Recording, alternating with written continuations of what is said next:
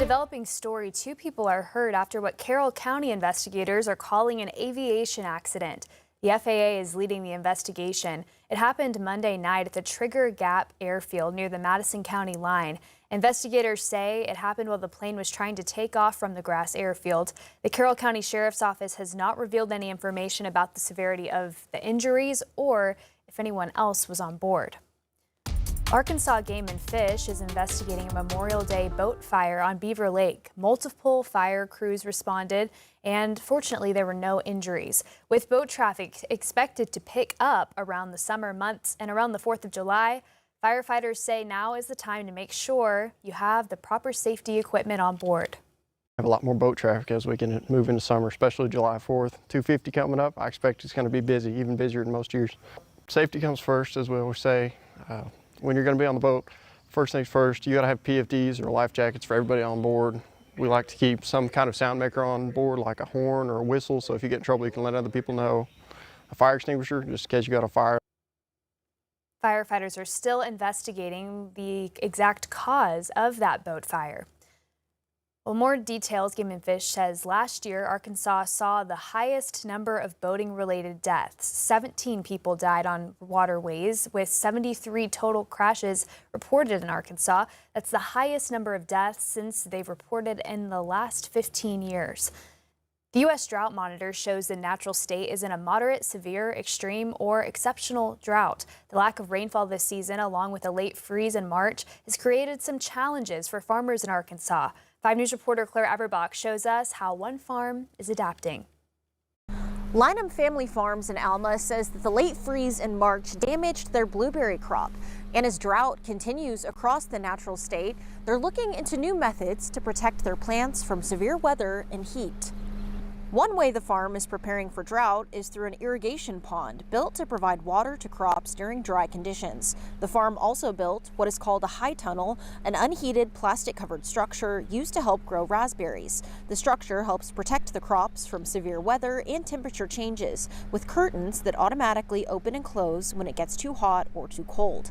Despite the challenges this season, farmers say they're expecting a good harvest for raspberries as well as for blackberry month in June.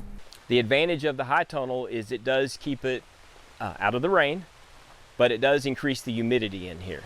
We can control the airflow by these curtains that go up and down. We've got louvers on the ends, and then we've got doors that we can open up to get airflow. And then we're going to put a 50% shade cloth that'll go over the roof to keep the hotter summer temperatures down. We also spoke with the Crawford County Extension Office, who said that late freeze in March did create some difficulties for peaches and blueberries. And as the summer heat is upon us, they also say that non-irrigated crops like soybeans and corn could also face difficulties in the coming months. In Alma, covering news where you live, Claire Everbach, 5 News. Thank you, Claire. President Trump is set to host a cabinet meeting at the White House today to tout his administration's accomplishments. This meeting comes as the administration tries to find a deal to end the conflict with Iran. Natalie Brand has details from the White House. President Trump is set to host a cabinet meeting Wednesday, one day after another big primary win, this one in Texas. We just sent a Texas-sized message to Washington. Texas Attorney General Ken Paxton secured an easy victory over incumbent Senator John Cornyn in the GOP primary runoff after President Trump endorsed him last week. There's one person who I think you might know.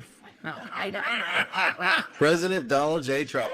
The November matchup has Democrats feeling optimistic. Paxton's opponent, State Representative James Tallarico, is trying to become the first Democrat to win a Senate seat in Texas since 1988. I feel it in my bones that we are going to flip this Senate seat. We're going to take back Texas, and we're going to take back our nation. The Trump administration's conflict with Iran continues to hang over election season, but the president says a deal to permanently end fighting may be close. The president has said he wants a good deal or no deal at all. National security analyst Aaron McClain is skeptical the U.S. is close to an agreement. You see what's happening in the Strait of Hormuz. We had a ship struck in an explosion yesterday. The day before that, we had an attempt, it seems, at mine laying by the Iranians and an exchange of fire between U.S. forces and Iran. These are not the conditions in which you would expect a good deal to emerge. Iran's Revolutionary Guard said Wednesday it believes a renewal of the war is unlikely. Natalie Brand, CBS News, the White House. Well, Fayetteville City Council member Scott Berna says he does not plan to seek re-election this year. He holds one of two seats representing Ward 3, which includes much of Northeast Fayetteville. In his announcement Tuesday, he said the decision was not easy and that his time on the role has been both rewarding and challenging. So far, two candidates, Haley Hall and Andrew Brink, have announced their candidacy for Berna's seat. His term expires at the end of December. The filing period for candidates starts on July 29th. Election day is November 3rd. Well, 2 years after an EF2 tornado tore through Rogers, city leaders are marking an important recovery milestone. Tuesday night, council members approved moving nearly $16 million from a tornado recovery account back into the city's main operating budget. Leaders also declared May 26th City Employee Appreciation Day, recognizing the thousands of hours employees spent helping the community recover.